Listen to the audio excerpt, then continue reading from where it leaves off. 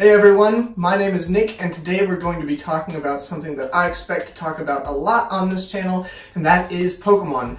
Specifically, we're going to be talking about the marketing campaign behind the popular Nintendo Switch title Pokemon Let's Go Pikachu and Eevee. Alright, so this is actually a presentation that I put together last semester for my Principles of Marketing class while we were still awaiting the release of the game, but I thought it was kind of a fun topic, so I updated my presentation and I just wanted to share it with you.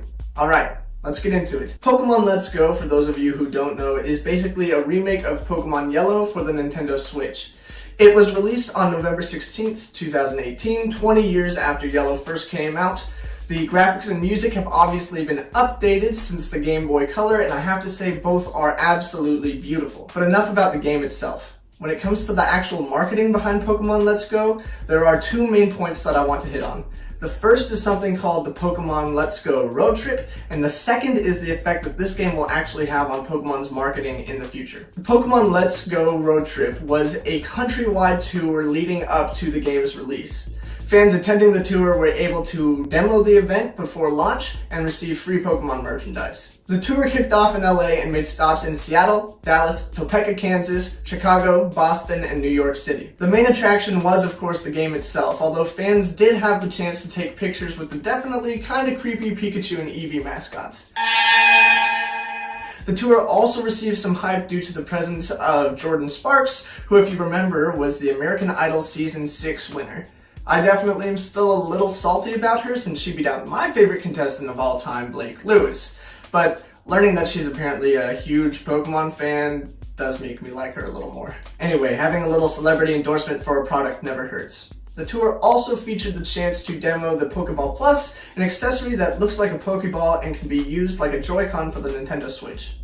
This is probably the most important part of Nintendo's marketing campaign, in my opinion, because the Pokeball Plus is probably the most efficient way to upsell the game. Pokemon Let's Go Pikachu and Eevee sold for $59.99 each at launch.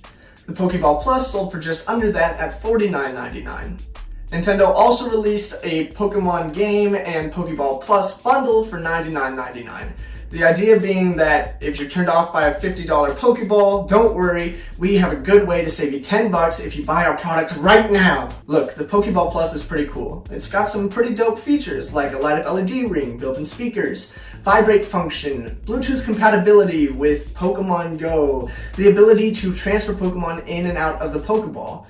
It also comes with the Pokemon Mew inside that you can transfer to the Switch for those of you who want to relive the glory days of the yellow Mew glitch. But as far as function goes, it's nearly 3/4 the price of a pair of Joy-Cons, but it's just one controller with fewer buttons and zero compatibility with any other Nintendo Switch game.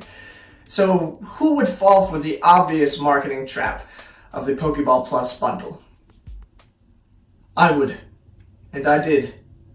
And I don't regret it.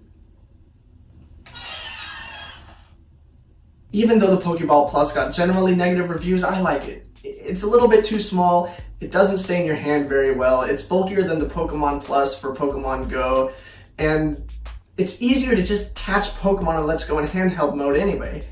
But I knew if there was a chance that I was playing this game and could pretend to throw a Pokeball to catch a Pokemon, I wasn't going to pass that up. And so, including this accessory in the Pokemon Let's Go Road Trip was a smart choice. Even if the people who demoed it didn't end up buying it, there were tons of people like me who felt the hype, saw that people were able to play with this thing before launch, and could not stand not to buy it immediately. It also helps that the price of the bundle helps reduce consumer dissonance and promotes purchase of the bundle right away. Ultimately, the hype and anticipation that Pokemon built with this road trip and their marketing in general, including the trailers they released on their social media, is what sent sales of this game through the roof. So, what kind of revenue did this game generate for Nintendo?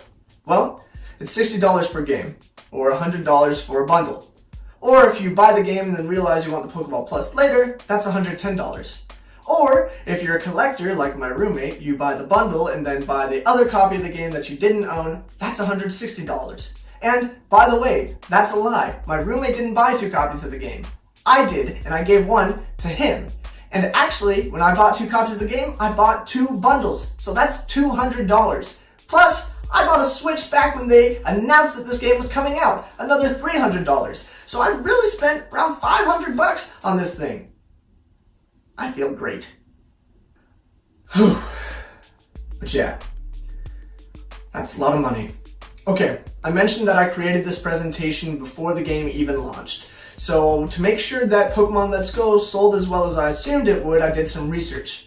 Turns out that, yeah, Pokemon Let's Go sold 3 million copies worldwide in its first week, making it the fastest selling Nintendo Switch game at the time. And on its release date, it was the most viewed game on Twitch, with 125,457 viewers. More than Fortnite. Clearly, this game is very popular. All the elements I've mentioned, plus the Pokemon name in general, I think is what led to this game's success. But enough about the Pokemon Let's Go road trip. What does this mean for Pokemon's marketing in general? Well, remember when I mentioned that the Pokeball Plus could be used with the Nintendo Switch or Pokemon Go?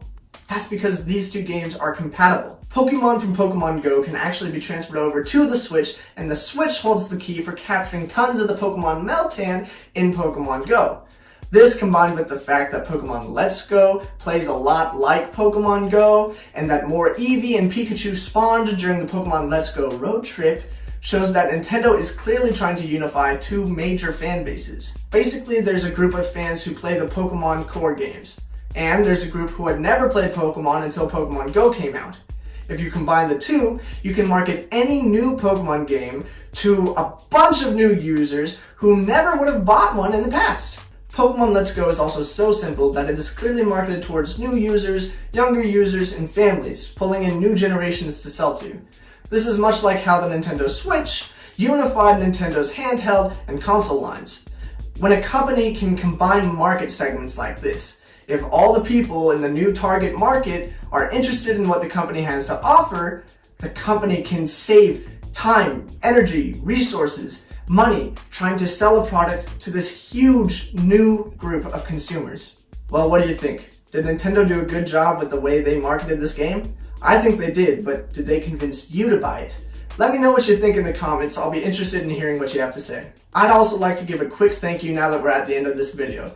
I think it's important to be grateful to and honest with people who make your life better, so I'd like to give a shout out to the Pokemon Company for making Pokemon games and other Pokemon media throughout the years. Pokemon is probably my favorite franchise of all time, and I have so many good memories of Pokemon from my childhood.